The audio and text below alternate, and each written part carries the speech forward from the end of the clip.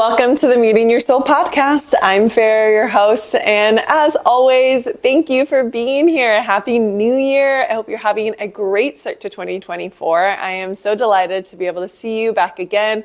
I've been on a slight hiatus, just really addressing life stuff, getting situated.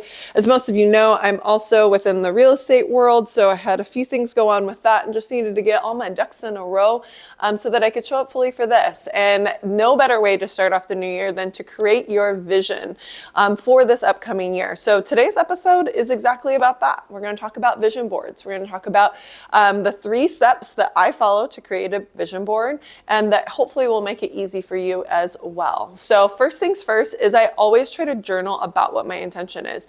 What am I cultivating? What am I striving for? And I'll go into more detail about some questions that you can ask yourself. And then the second thing is, so typically how I've done this is that I would normally actually like go and buy a few magazines, pull stuff out, meet with a couple girlfriends, do the whole thing.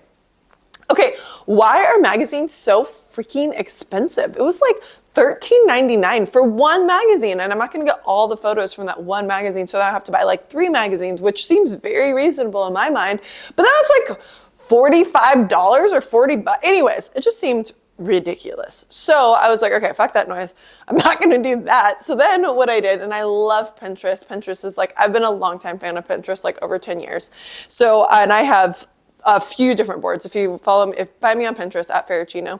And I have like 6 boards. A lot of them are about style, lifestyle, like homes, decor, holidays, cooking, all the stuff, all the things you typically crafts, all things you would find on Pinterest. But I have boards for them. Feel free to follow me. I actually created it. There's a couple wedding ones, all the stuff. So there's quite a few things to choose from. And you know, if you like my style, my stuff, and who I am, you're probably going to find something that's going to be in alignment with you, and hopefully you can be able to cross and share, and we can follow each other on there. But nonetheless, so I decided to go on Pinterest. So I went on Pinterest, and I was like, all right, I'm going to find all my favorite things on here, and really what I'm like trying to create and manifest within this upcoming year. And then I'm just going to pull the photos from that one. I'll have it on there as kind of a reference point, but then also then I can actually be really selective about the things that I choose and print out. And I feel like this year is all about like drilling into the details and getting like being very intentional about each step forward. At least that's what I'm feeling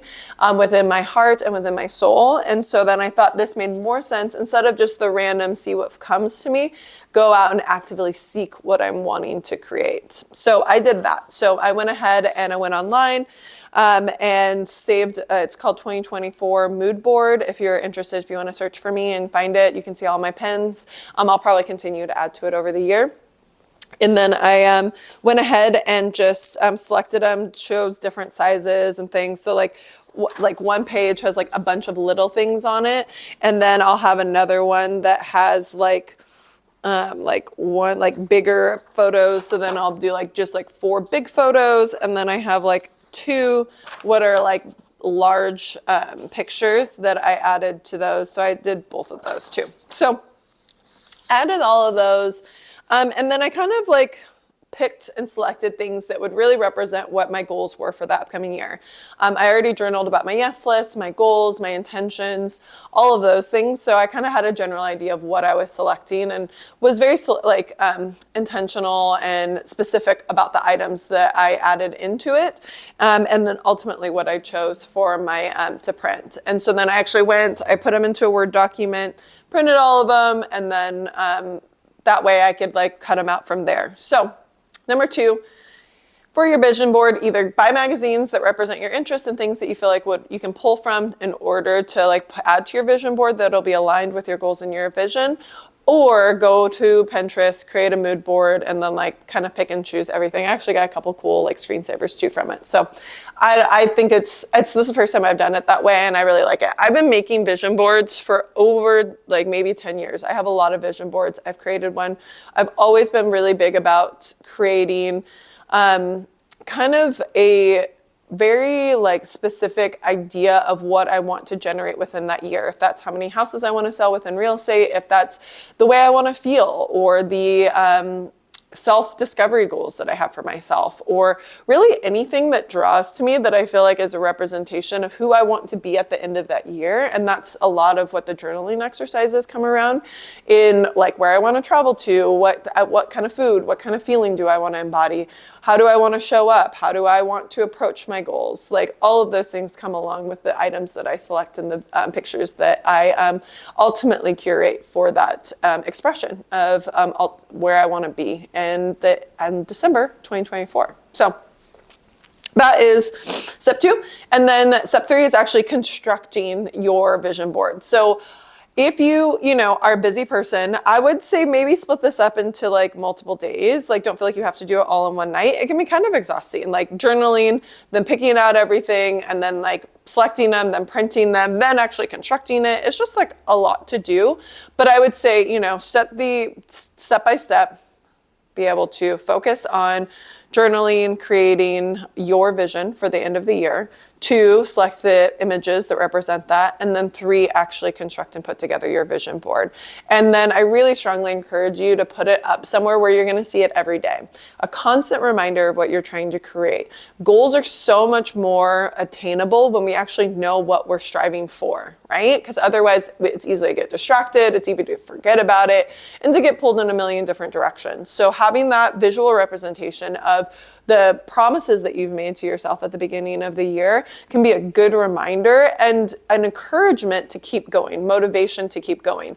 I really deter people from thinking of it as a negative thing or something that they can like criticize themselves about, because then what the fuck is the point, Like, oh, I'm just going to tear myself apart that I'm not doing these things. Or I'm going to put things that empower me, that encourage me, that motivate me to then get what I want ultimately in the end. And sometimes things come in ways that surprise us, things that we wouldn't have ever predicted, but that ultimately got us towards that larger goal. And that's the beauty of manifestation, right? Is to be able to picture what you want, but then also to take aligned action towards it. And I think that this, at least for me, this is a good way for me to do that so that I'm able to stay focused, I'm able to remember.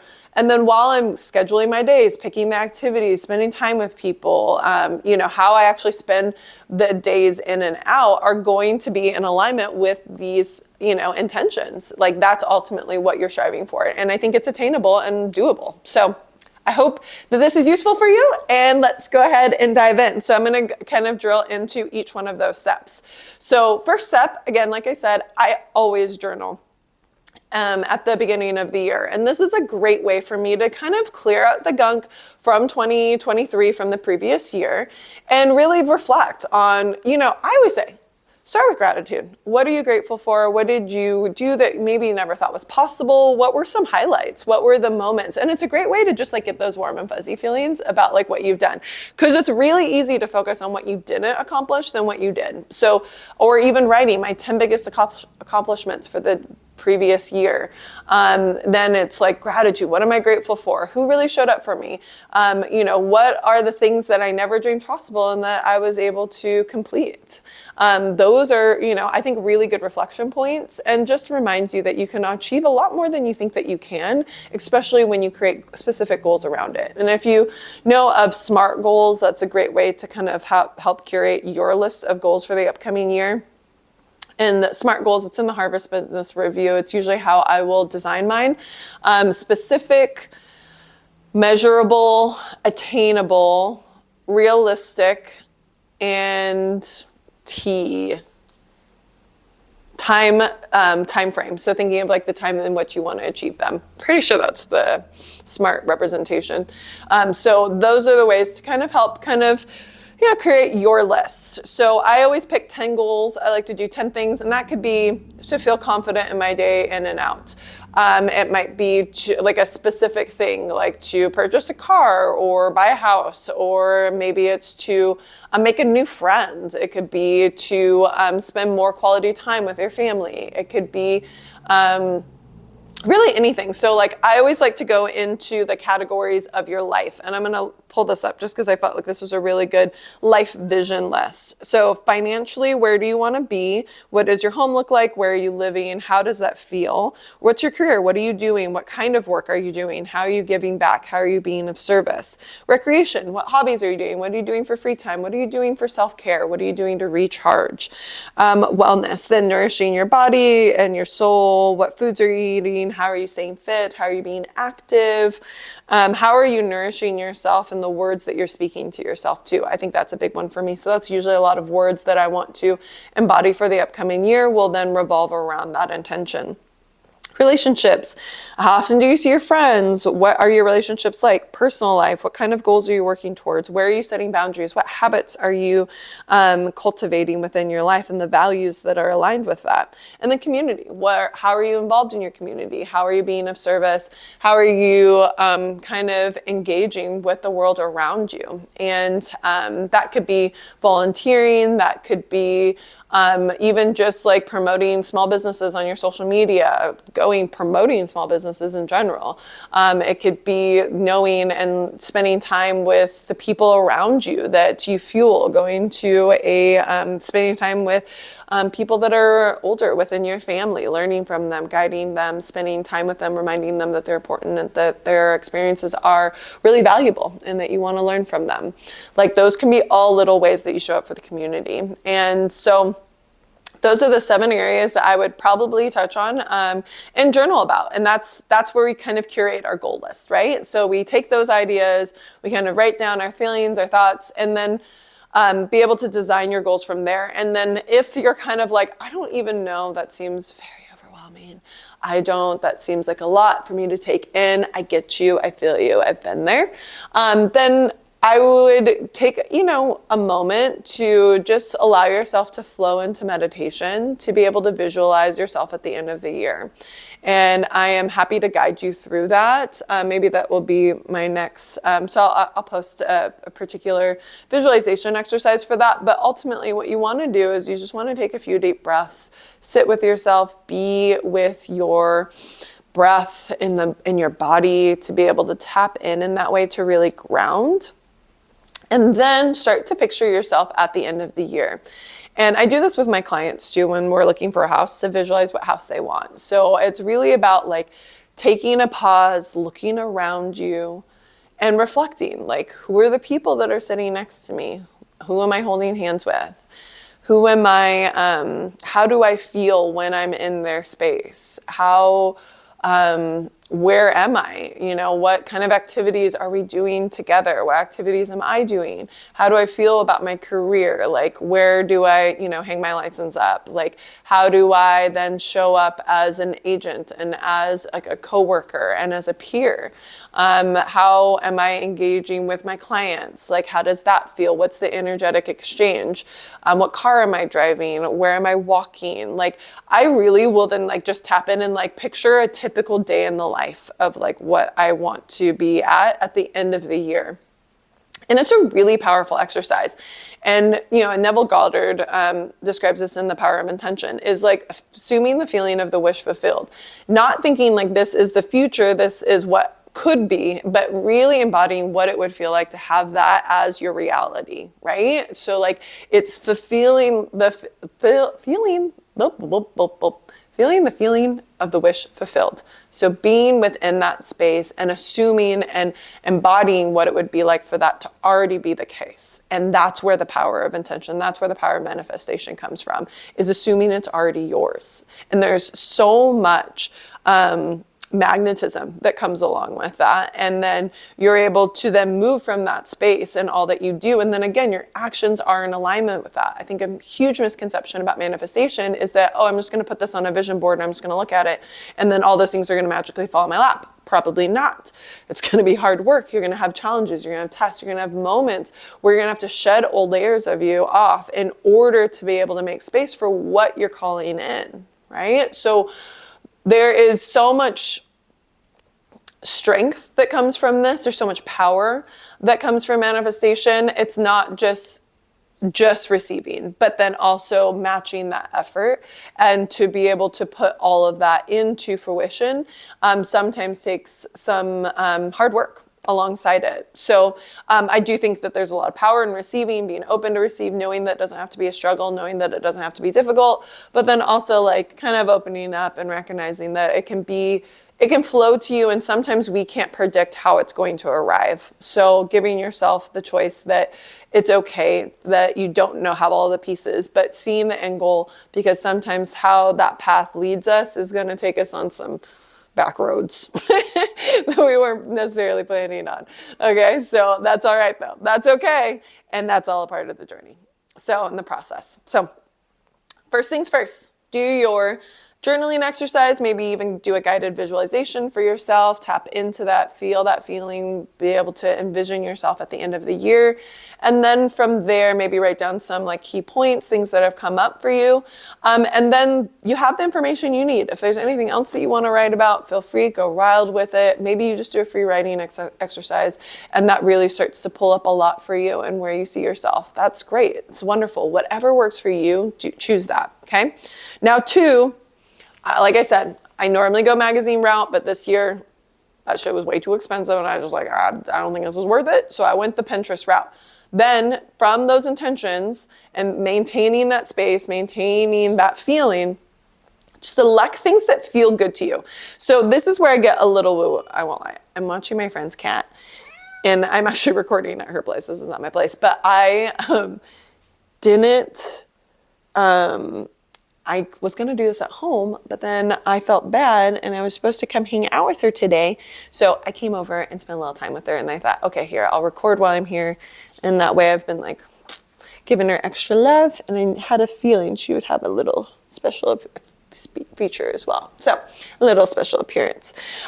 So once you're feeling that, then just go on Pinterest, go search images, and then type some of those keywords that you've selected. Maybe it's empowered, maybe it's confident, maybe it's Hawaiian vacation. I don't know. Whatever you have on your list, go ahead and pick all of those out, and then just like think, like feel what you're naturally drawn towards. Like that image, like is that in alignment? Does that make me feel the way that I want to feel at the end of the year? When I look at the image, does that represent that to me?